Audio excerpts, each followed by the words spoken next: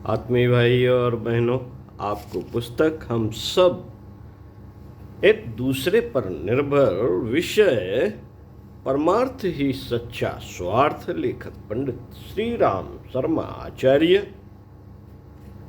पढ़कर सुनाते हैं पृष्ठ 45 से।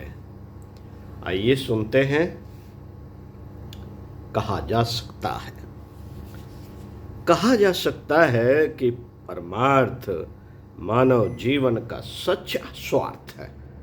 सच्चा स्वार्थ है परम माने बड़ा, वास्तविक। अर्थ माने प्रयोजन। स्वार्थ जो वास्तविक स्वार्थ, बड़ा स्वार्थ है, जो वास्तविक स्वार्थ, बड़ा स्वार्थ है, उसी को परमार्थ कहते हैं। धन कमाना, स्वाद चखना, अहंकार जताना, यह बहुत छोटे और क्षणिक लाभ हैं। धन कमाना, स्वाद चखना, अहंकार जताना, यह बहुत छोटे और क्षणिक लाभ हैं। वास्तविक चिरस्थायी लाभ वह है जिसके आधार पर आत्मा की सुख, शांति और मुक्ति का पथ प्रशस्त हो सके। शरीर वाहन है, आत्मा स्वामी। वाहन की सुविधा, सुरक्षा का ध्यान तो रखा जाए, पर स्वामी की सर्वथा उपेक्षा न कर दी जाए। यह तथ्य जिसकी समझ में आ जाता है, वह आत्म कल्याण की विचारणा और क्रिया पद्धति को प्राथमिकता देता है। शरीर और परिवार के निर्वाह की भी वह व्यवस्था करता है, पर आत्मा के लक्ष्य और उद्देश्य को साधने के लिए भी वह समुचित प्रयत्न करता है। उन महान प्रयोजनों में भी उसका समय, श्रम, पुरुषार्थ और मनोयोग कम से कम उतना तो लगता ही है जितना शरीर निर्वाह में। हर दूरदर्शी और विवेकशील व्यक्ति की गतिविधि यही हो सकती है। वह जानता है कि शरीर तो कुछ दिन का साथी है। सुख दुख, उत्थान पतन का प्रतिफल तो अनंत काल तक आत्मा के सामने ही आने वाला है। इसलिए शरीर मोह की एक सीमा होनी चाहिए और उसकी वासनाओं की पूर्ति में इतना न उलझ जाना चाहिए कि आत्मिक स्वार्थ की पूर्ण उपेक्षा ही न होने लगे। उसके लिए फुर्सत न मिलने, आर्थिक तंगी का बहाना करके अब तो मन बहलाया जा सकता है, पर जब शरीर वृद्ध, रुग्ण अथवा मृत हो जाता है, तब भूल समझ में आती है और सूझता है कि इस तुच्छ वाहन के मनोरंजन में बहुमूल्य मानव जीवन चला गया और जो करना चाहिए था उसको सर्वथा भुला दिया गया। वह घड़ी घोर पश्चाताप की होती है। तब अपनी भूल का पता चलता है, किंतु समय बीत चुका होता है और हाथ मल मल कर पछताने के अतिरिक्त और कुछ शेष नहीं रहता।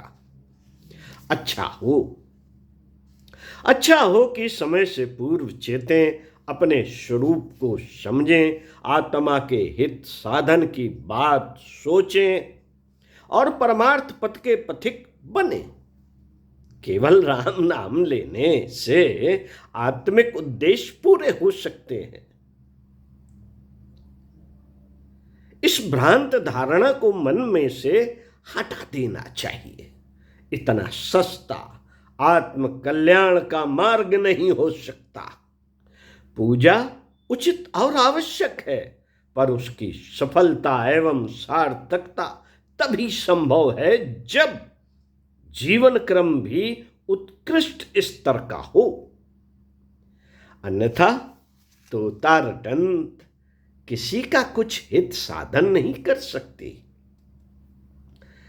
नाम जप कर लेने मात्र से परमार्थ प्रयोजन सिद्धि हो जाएगी, ये सोचते रहना सस्ते नुस्खों से मन बहलाते रहना उचित नहीं। हमें यथार्थवादी होना पड़ेगा। जीवन साधना के प्रधान अंग परमार्थ को अपनाना पड़ेगा।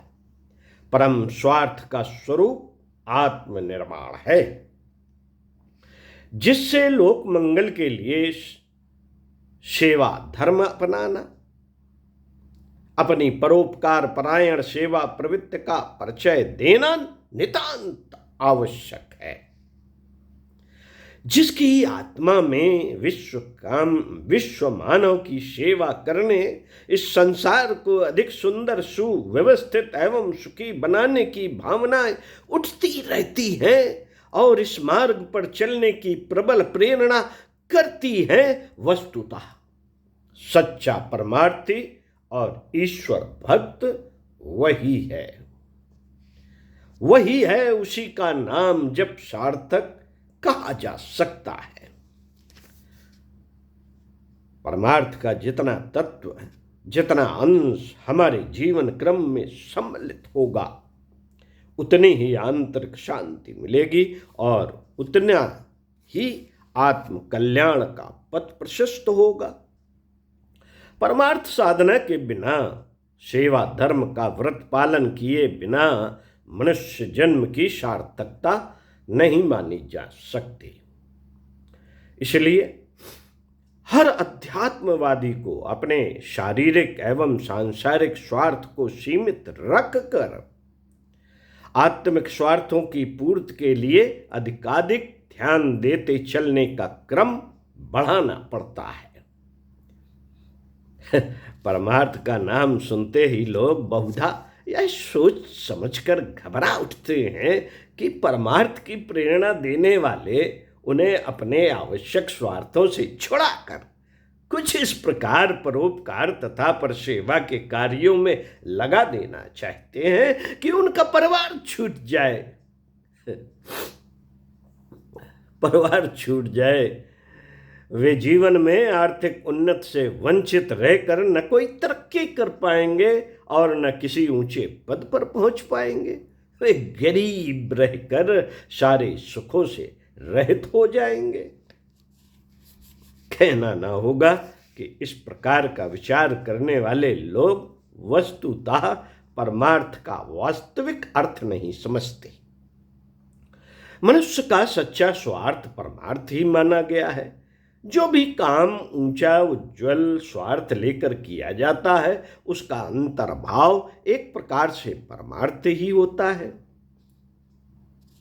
स्वार्थ सिद्धि का परिणाम आत्मसंतोष, आत्म सुख और आत्म कल्याण ही तो हो सकता है। यही परिणाम परमार्थ का भी माना गया है। अंतर केवल इतना है, अंतर केवल इतना है, इतना ही है कि स्वार्थ का सुख अस्थायी एवं अंत दुखद होता है, किंतु परमार्थ से प्राप्त सुख स्थायी और विक्षोभ रहित होता है। कोई भी बुद्धिमान किन्हीं ऐसे स्वार्थों द्वारा सुख क्यों ना पाना चाहेगा जिनमें परमार्थ का भी अंतर्भाव भरा हुआ हो।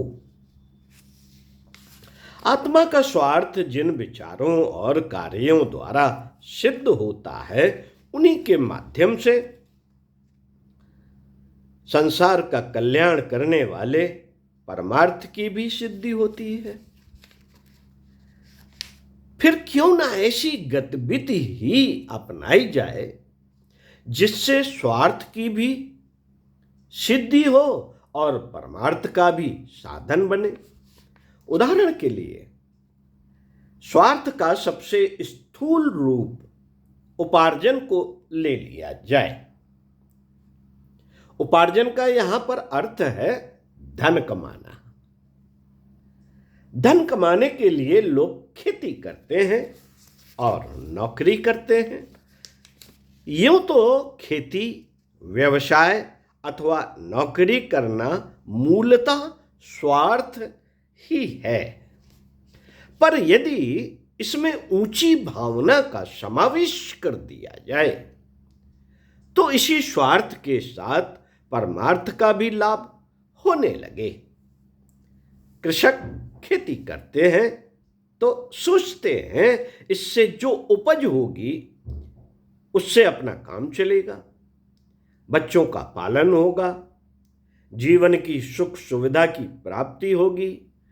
इसके साथ यदि यह भाव और भी शामिल कर लिया जाए कि खेती करना हमारा पुनीत कर्तव्य है, इससे राष्ट्र को, समाज को और प्राणियों को अन्न मिलेगा, इससे जो हमें लाभ होगा उससे हम संसार के एक अंश परिवार का पालन करेंगे, बच्चों को पढ़ा लिखाकर इस योग्य बना सकेंगे कि वे समाज और संसार का कुछ हित कर सकें, अपनी आत्मा का उद्धार कर सकें। ऐसा भाव जागते ही खेती का वह स्वार्थपूर्ण काम परमार्थ कार्य बन जाएगा। उसका आनंद उस सुख से स्थायी, उदात्त तथा अधिक होगा जो कि केवल संकीर्ण स्वार्थ रखने पर होता। विचारों की उदात्तता मनुष्य के कार्यों को भी ऊंचा बना देती है। खेती जैसे कार्य में भी परहित की परमार्थ भावना का समावेश हो जाने पर मनुष्य उसे अधिक पवित्रता, अधिक लगन और अधिक गौरव के साथ करेगा। इससे आनंद भी आएगा, संतोष भी मिलेगा और लाभ भी होगा। स्वार्थ में ही परमार्थ की साधना हो जाएगी।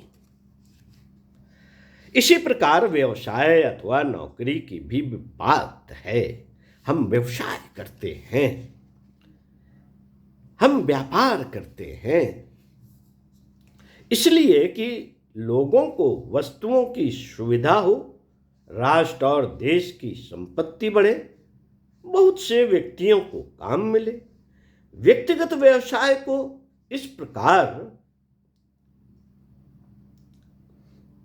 सार्वजनिक सेवा कार्य मानकर चलने पर वह स्वार्थ परमार्थ बन जाएगा।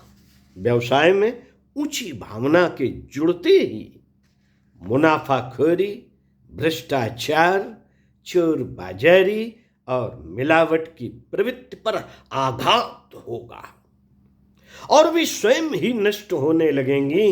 ज्यों ज्यों व्यवसायी निष्कलंक व्यवसाय का सुंदर स्वरूप देखता जाएगा, त्यों त्यों वह उसे दृढ़ता पूर्वक अपनाता चला जाएगा।